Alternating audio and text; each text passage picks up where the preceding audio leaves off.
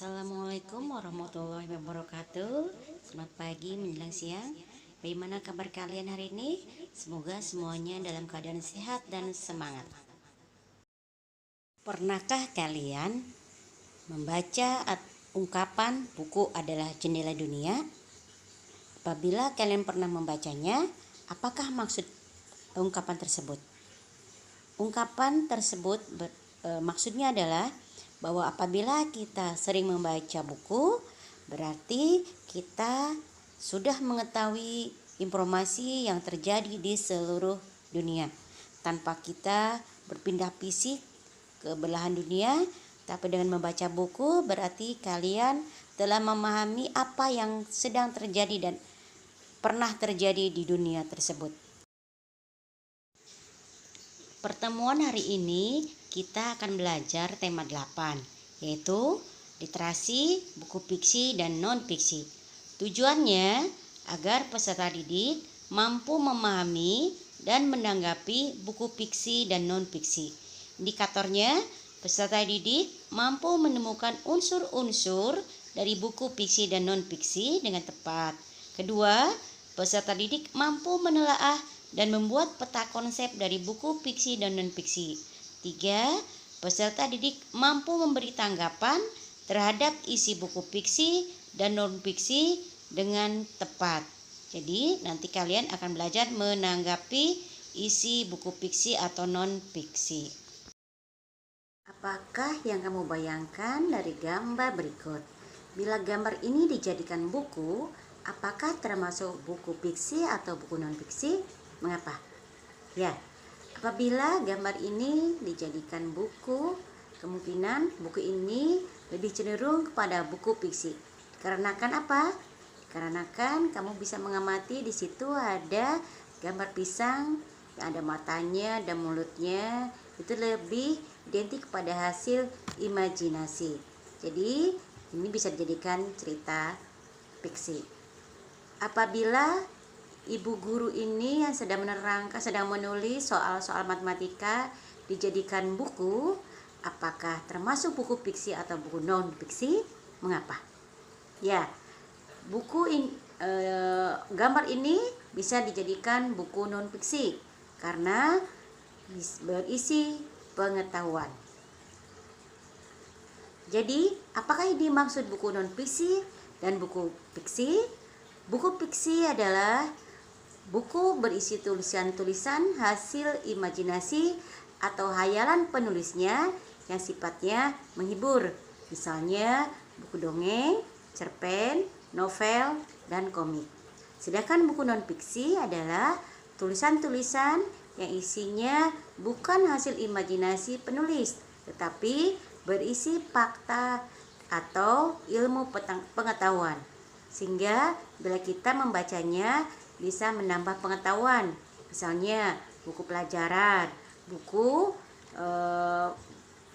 ilmiah populer.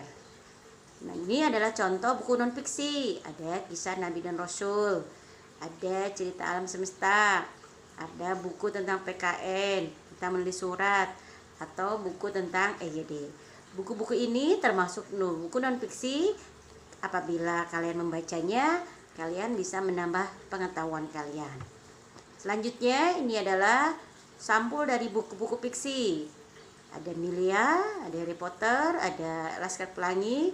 Buku ini termasuk buku fiksi dikarenakan hasil imajinasi dari si penulisnya. Selanjutnya, apa bagian-bagian dari buku fiksi? Bagian yang pertama adalah identitas buku. Pertama, identitas buku ada judul. Judul itu adanya di halaman pertama. Ada pengarang, ada penerbit, ada ISBN dan cetakan. Biasanya identitas buku itu ada di halaman pertama atau halaman kedua. Selanjutnya, bagian kedua itu ada kata pengantar. Setelah kata pengantar, langsung isi buku. Isi buku, isinya tentang apa, cerita tentang apa, atau novel, atau cerpen, atau dongeng. Selanjutnya, bagian terakhir biasanya ada biografi si pengarang atau penulisnya. Jadi siapa pengarangnya, lahirnya di mana, pendidikannya seperti apa, hasil karyanya apa saja. Ada di biografi pengarang atau penulis dan biasanya ada di halaman terakhir. Selanjutnya, bagian-bagian buku non-fiksi. Bagian-bagian buku non-fiksi yang pertama sama dengan buku fiksi, yaitu ada identitas buku. Di identitas buku ada judul, ada pengarang, penerbit, ISBN, dan cetakannya. Kedua, ada kata pengantar. Ketiga, ada daftar isi. Daftar isi itu berarti poin-poin penting yang berisi bukunya tentang apa, ada di halaman keberapa.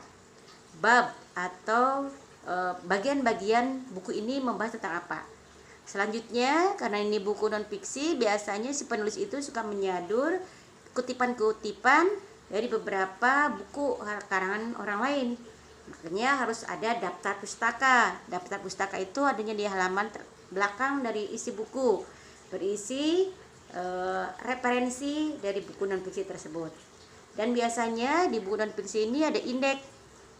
Indeks itu daftar istilah dan halamannya. Misalnya ada kata ekspor, ada di halaman keberapa, ya. Selanjutnya ada glosarium. Glosarium itu adalah arti dari istilah yang terdapat pada buku. Di istilah-istilah yang menurut penting atau harus diartikan ada di glosarium. Terakhir ada biografi penulis. Baik, agar kalian bisa menanggapi buku fiksi dan non-fiksi, formatnya adalah pertama, kalian harus mengetahui identitas buku. Tadi judulnya apa, pengarangnya siapa, cetakannya keberapa, ISBN-nya berapa, ISBN-nya apa, dan jumlah halamannya berapa. Kedua, ada info singkat penulis. Siapa penulisnya biasanya dideskripsikan secara singkat di paragraf pertama sebagai pembuka dari menanggapi buku tersebut. Selanjutnya ada ringkasan buku. Buku ini mau fiksi atau fiksi, isinya tentang apa, itu ada di ringkas.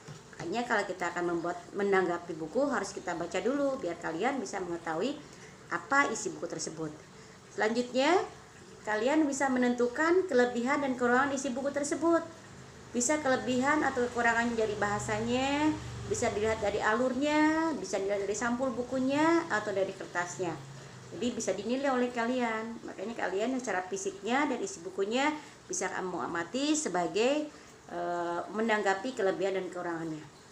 Terakhir, penilaian terhadap buku ini maksudnya adalah apakah buku ini layak dibaca oleh siapa, oleh kalangan apa. Jadi buku-buku itu biasanya kan gendernya berbeda.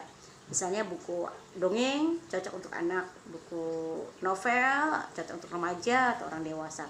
Biasanya penilaian itu harus ada di dalam menanggapi buku tersebut. Ya, ucapkan selamat membaca. Dengan membaca kalian bisa mau membaca fiksi atau membaca buku non fiksi, terserah kalian. Yang penting kalian bisa menambah pengetahuan buat kalian. Jadi selamat membaca. Terima kasih. Wassalamualaikum warahmatullahi wabarakatuh.